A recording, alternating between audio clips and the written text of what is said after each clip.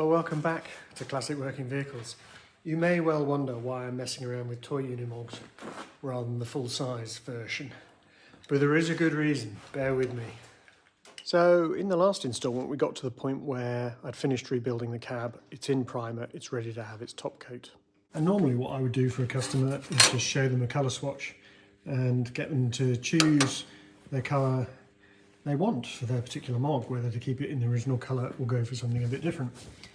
But I think this is a bit limiting, I've decided.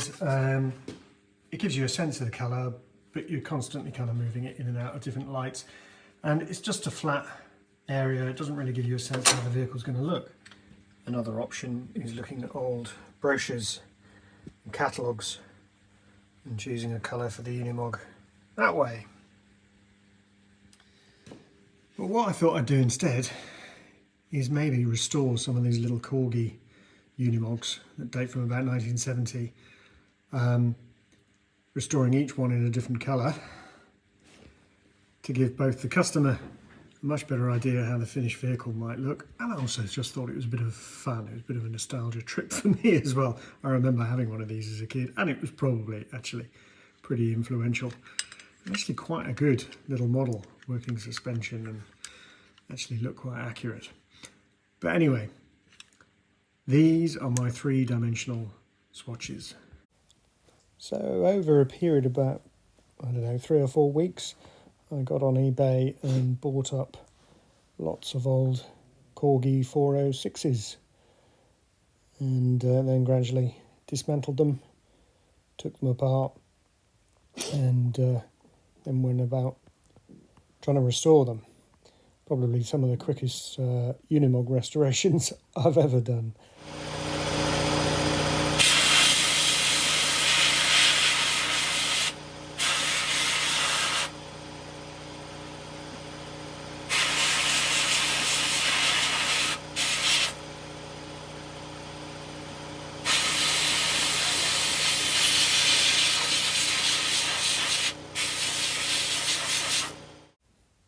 So with all the paint removed, it was a case of priming them, spraying them in the various top coats for the colour options for the full-size Unimog, and then giving my customer the choice of which colour he wanted. I probably did get a little bit carried away, to be honest. I now have quite a nice collection of restored Corgi Unimogs. So the paint colour we decided to go with was turquoise blue, RAL 5018. So we'll open the tin and have a look.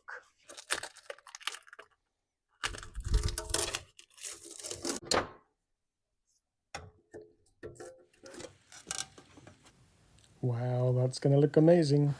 All the repairs, including the underside of the cab, are now done. So what I want to do next is put the 2K underseal on there, which is a polyurethane coating. It'll protect it from corrosion, it'll save it drumming, in other words the panels vibrating around the engine, and also it's what they did in the factory, so it'll give us the original look. Initially all I'm going to do is apply this underseal, and it doesn't go over every single area of this. There's some areas where we avoid, so it will look a bit patchy when it's done. But what I'm going to do to help the colour when I overpaint it is I'm using Raptor, which is advertised as a bed liner for pickup trucks and things, but I've had great success with it for using it in this way. So as I say, it's a 2-pack system. There's a hardener and there's the polyurethane liner or underseal as well. And I've gone for the clear one. This is what I've used before for this application. And I'm going to put, you can put up to 10% of either 1K or 2K colour with this to tint it. Because it's only 10% of the mix, it won't be the full strength of the colour. But what it will mean when I come to overpaint it, when I come to spray the cab, it's going to have much better coverage than the black version they do. They do a white version as well, but I find this works quite well with tinting it.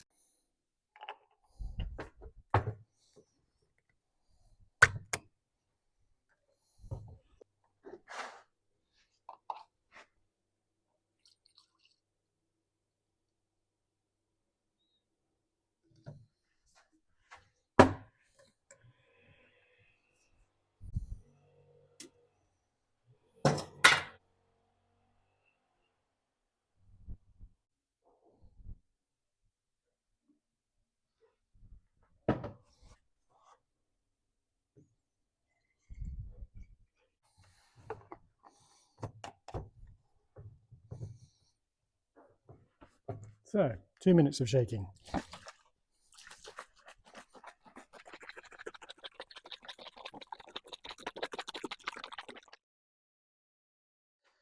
So I'm just going to use this as a bit of a test sheet to see what the splatter pattern is like. The only way I can really vary that is the air pressure compressor. I've got it set to about 40 psi, it says 40 to 60 psi. So we'll try that and see how it looks.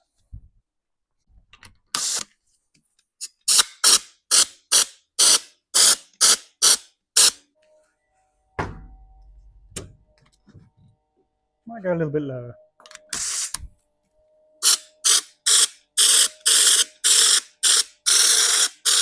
Yeah, I'm happy with that spray pattern. I think that's going to be all right. Probably take 2 coats, but the color density is quite good as well.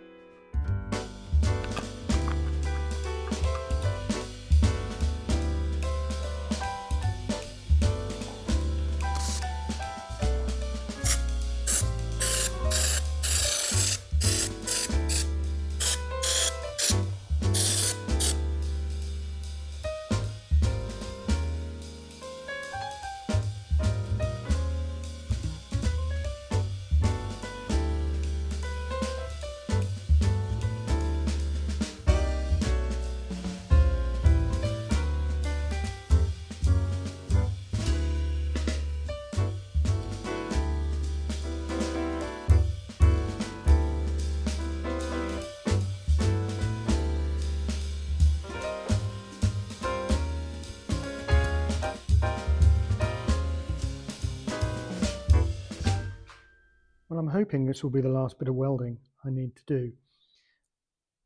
On the vehicle, it did have 4 hydraulic ports, but the customer has decided he only wants 2, which left this rather large gap. And try as I might, I could not find mesh this size. I thought the mesh in the spare cab from the 416 would do the job, but it turns out in the 406 and the 416 cab, this mesh is actually a bigger dimension, it's larger.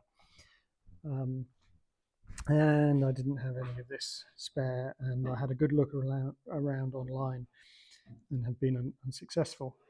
So what I decided I would do is the ports that I'd removed from this Unimog, I'd been wanting to add some additional ports on the front of mine, which I've now done. So the pipe work for these has come off this Unimog that I'm restoring.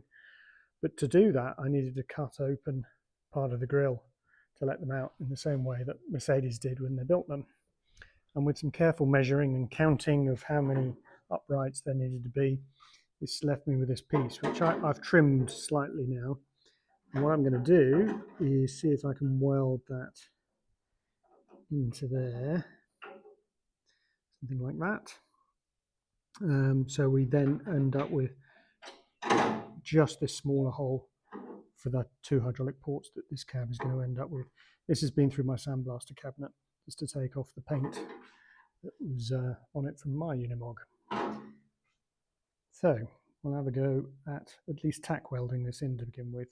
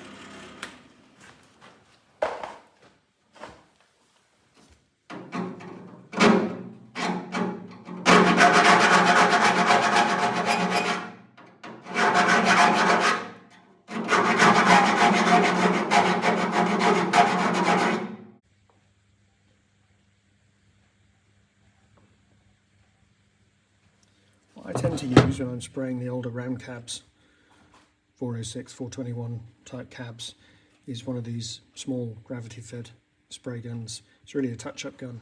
The reason I choose that rather than a full-size gun is the panel area is so small, and also there's a lot of areas where you're moving around trying to get in and around and behind things. And this is just too big, and larger gun, perfect for larger panel areas, so body sides, larger cabs, car bodies, that sort of thing.